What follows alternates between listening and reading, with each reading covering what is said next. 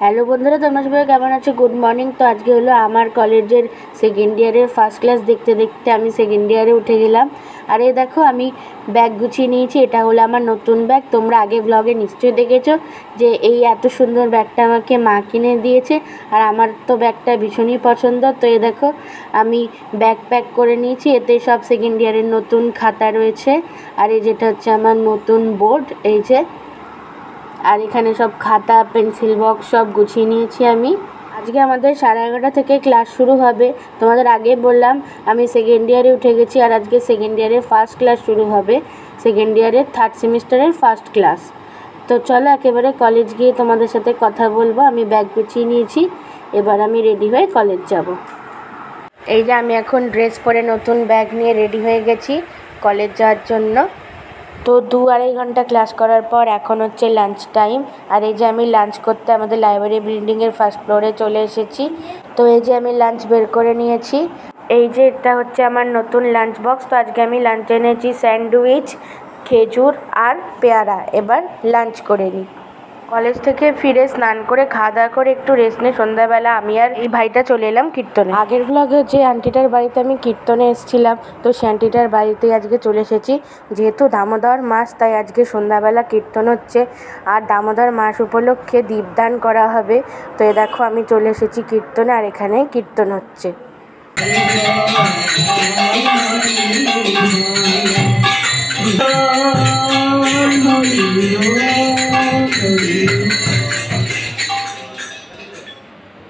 হরে কৃষ্ণ হরে কৃষ্ণ হরে কৃষ্ণ কৃষ্ণ কৃষ্ণ কৃষ্ণ কৃষ্ণ হরে হরে হরে হরে হরে রাম হরে রাম হরে রাম হরে রাম রাম রাম রাম রাম হরে হরে হরে হরে কলিযুগের যুগধর্ম হরিনাম সংকীর্তন কি জয়। নিতাই গৌর সীতানাথ প্রেমানন্দে।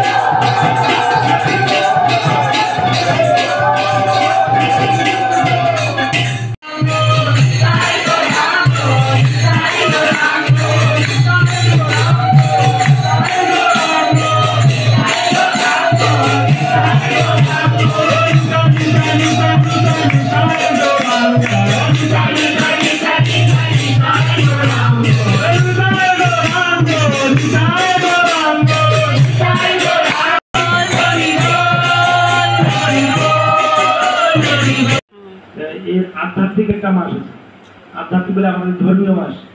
এর ধর্মীয় হিসাবে এই মাসের নাম হলো দামোদর মাস। দাম মানে হচ্ছে দড়ি। তো এত সুন্দর, যখন মা যশোদা যখন দড়ি দিয়ে কৃষ্ণকে বাঁধার চেষ্টা করছিল, তখন কৃষ্ণ হচ্ছে পরমেশ্বর ভগবান শ্রীকৃষ্ণ। তো আবার কখনো কান্না করছে, যখন হাসছে তখন সে ভাবছে, দেখো আমার মা আমাকে শিখতে পারলো না, হ্যাঁ, যার আমার ইশারায় সব কিছু হয়, আর আমার মা আমাকে বাঁধার চেষ্টা করছে। তখন মুসকে মুসকে হাসছে। আবার কখনো কান্না করছে যে আমার মা এত চেষ্টা করছে আমাকে বাঁধার জন্য, যদি আমি একটু হলো আমি ভয় পাচ্ছি যে সেটা যদি না দেখাই তাহলে মা তো আরো রেগে যাবে। হ্যাঁ, দেখছো একে এত কিছু করছি তাও কেন তার ভয় নেই। কারণ আর ধর্মাস্য গ্লানির্ভবতি ভারত, যখনই যেখানে যেখানে ধর্মের অবনতন হয়, তখনই আমি যেখানে সৃষ্টি করি, যদা যদা হি ধর্মস্য গ্লানির্ভবতি ভারত, যখন ধর্মের গ্লানি হয় মানে ধর্মের পতন হওয়া শুরু হয়, মানুষ ধর্মকে আর মানছে না। হ্যাঁ,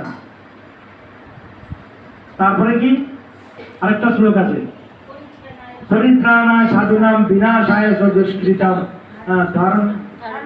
ধর্ম সংস্থাপনার্থায় সমভাবী যুগে যুগে। যখনই আমার ওই জন্য আগেই ভগবান শ্রীকৃষ্ণ যা কিছু করেন প্রমাণ দিয়েই করেন। হ্যাঁ,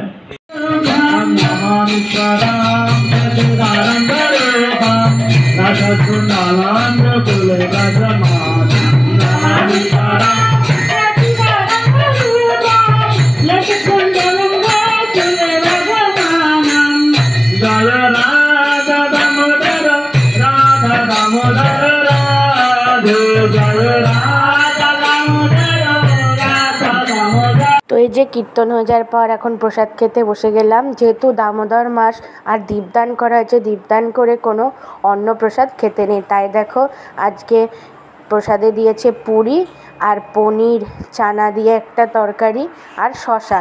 খেতে কিন্তু দারুণ হয়েছিল। দেখো দিদি এখন পরমান্ন পরিবেশন করছে আর সাথে মিষ্টিও দিল। তো কীর্তনও হয়ে গেছে আর প্রসাদ পরিবেশনও হয়ে গেছে।